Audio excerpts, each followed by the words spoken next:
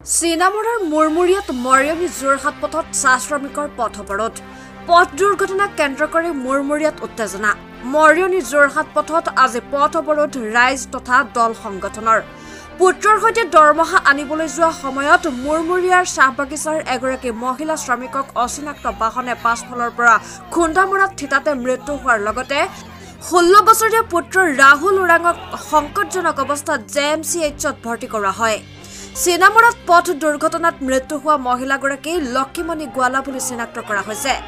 মহিলাগৰাকীৰ মৃত্যুক কেন্দ্ৰ কৰি মুৰমুৰিয়াত চাহ বাগিচাত উত্তপ্ত পৰিস্থিতি। দুৰ্ঘটনা সংঘটিত কৰি পলায়ন কৰে বাহনখনে। পৰিয়ালক উচিত ক্ষতিপূৰণৰ দাবী শ্ৰমিক ৰাইজৰ। মৰিয়নিৰ পৰা সূৰ্যদাসৰ ৰিপৰ্ট এনি এক্সপ্ৰেছ। যোৱাকালি শুকুৰবাৰে নিশা প্ৰায় আপোনাৰ 7টামান বাজিছে। 7টামান বজাত আমাৰ মুৰমুৰিয়া বাগান 27 নম্বৰ লাইনৰ শ্ৰমিক লক্ষীমণি গোৱালা বেংকলৈ গৈছিলে 1000 টকা দৰমহা আনিবলৈ। 1000 টকা দৰমহা অনাটোৱে তাৰ চাগে দুৰ্ভাগ্যজনক বিপদ আছিলে। গৈ থকা অৱস্থাত চীনামৰা প্লাইবোৰ্ড ফেক্টৰীৰ সন্মুখত মৰিয়নি ফালৰ পৰা আহি থকা ট্ৰাক তীব্ৰবেগী আহি তেওঁক খুন্দা মাৰি তাতে নিহত হৈ মহিলাগৰাকী আৰু তেওঁৰ লগত তেওঁৰ পুত্ৰ আছিলে ৰাহুল গোৱালা ইতিমধ্যে যোৰহাট JMCHত সংকটজনক অৱস্থাত ভৰ্তি হৈছে। আমাৰ দাবী হ'ল যে চাহ শ্ৰমিকৰ দাবী, আমাৰ আশা SCMSৰ দাবী যে ল'ৰাজন যেতিয়া এডমিট হৈ আছে সংকটজনক অৱস্থাত তাৰ ক্ষতিপূৰণ, তাৰ মেডিকেল ট্ৰিটমেণ্ট সকলোখিনি অসম চৰকাৰে দিব লাগিব। তাৰ লগে লগে এই যিজন শ্ৰমিক ঢুকাল তেওঁ পৰিয়ালবৰ্গক 20 লাখ টকাৰ এককালীন সাহায্য অসম চৰকাৰে দিব লাগিব।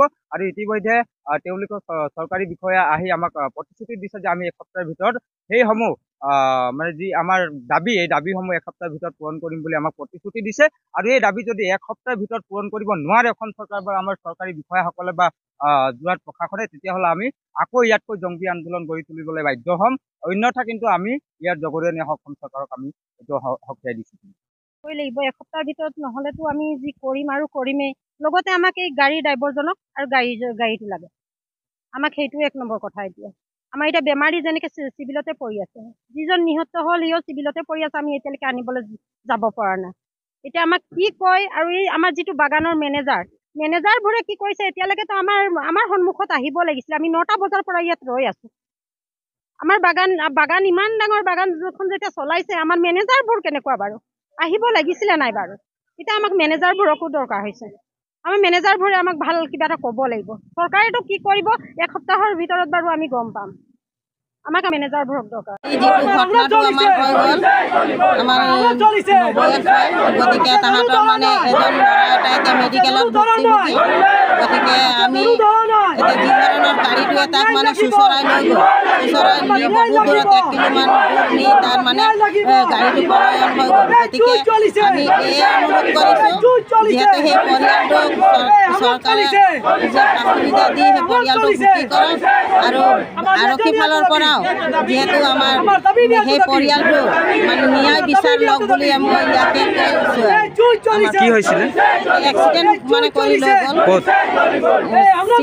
মুৰমুৰিয়া কাঠ ফেক্টৰীৰ ওচৰত। ক'ত গৈছিলে? তাহাঁতি বেংকলৈ গৈছিলে এই 1000 টকা দৰমহাটোৰ কাৰণে। সপ্তাহত পইচা ওলাবলৈ গৈ আজি 1000 টকাৰ কাৰণে আজি সেই মানুহজনীৰ প্ৰাণ মানে নষ্ট হৈ গ'ল। কি নাম আছিলে? লক্ষীমণি গোৱালা। ঘৰ ক'ত? ঘৰ মুৰমুৰিয়া 1 নং লাইন।